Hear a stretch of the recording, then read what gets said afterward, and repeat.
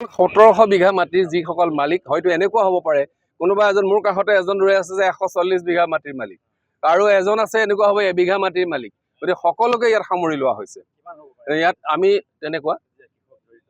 ইয়াত আমাৰ প্ৰায় 300 পৰিয়াল জড়িত হৈ আছে আৰু এটা কথা কওঁ যে 300 পৰিয়াল জড়িত হৈ যেনেকৈ জড়িত হৈ আছে এই 300 পৰিয়ালৰ প্ৰত্যেকটো পৰিয়ালৰ প্ৰতিজন সদস্য আনকি নেউলি মৰণ বেবীৰ পৰা ধৰি সকলোকে এই হেল্থ সেক্টৰত সামৰি লোৱা হৈছে আজি দুবিয়া ডেভেলপমেণ্ট যি প্ৰজেক্ট আছিল কৃষি ক্ষেত্ৰত আহক দাদা আহক যি কৃষি ক্ষেত্ৰত এটা নতুন সংযোজন ঘটিছে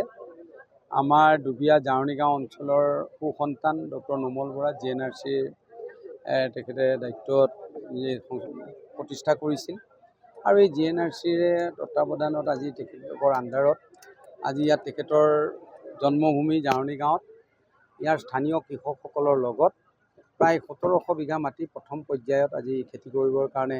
মেকানাইজ কাল্টিভেশ্যন কৰিবৰ কাৰণে আগবাঢ়িছে এই অঞ্চলৰ আৰ্থসামাজিক উন্নয়নৰ কাৰণে এই অঞ্চলৰ কৃষক বন্ধুসকলৰ অৰ্থনৈতিকভাৱে সবল কৰিবৰ কাৰণে এক প্ৰয়াস তেখেতৰ জন্ম জেগাৰ সন্তানসকলক অকণমান হ'লেও সহায় কৰিব বিচাৰিছে গতিকে মই ডক্টৰ নোমল বৰাৰ এই ইনিচিয়েটিভত বিশেষভাৱে ধন্যবাদ আৰু কৃতজ্ঞতা জনাইছোঁ সমষ্টিৰ জনপ্ৰতিনিধি হিচাপে আৰু GNRC পৰিয়ালক ধন্যবাদ আৰু কৃতজ্ঞতা জনাইছোঁ লগতে যিসকল ব্যক্তিয়ে এই অনুষ্ঠানটোৰ লগত জড়িত হৈ আছে DDPৰ জৰিয়তে প্ৰতিগৰাকী ব্যক্তিক মই আন্তৰিক অভিনন্দন আৰু শ্ৰদ্ধা নিবেদন কৰিছোঁ পৰম পিতাৰ ওচৰত প্ৰাৰ্থনা জনাইছোঁ GNRCৰ অধীনত DDPয়ে যি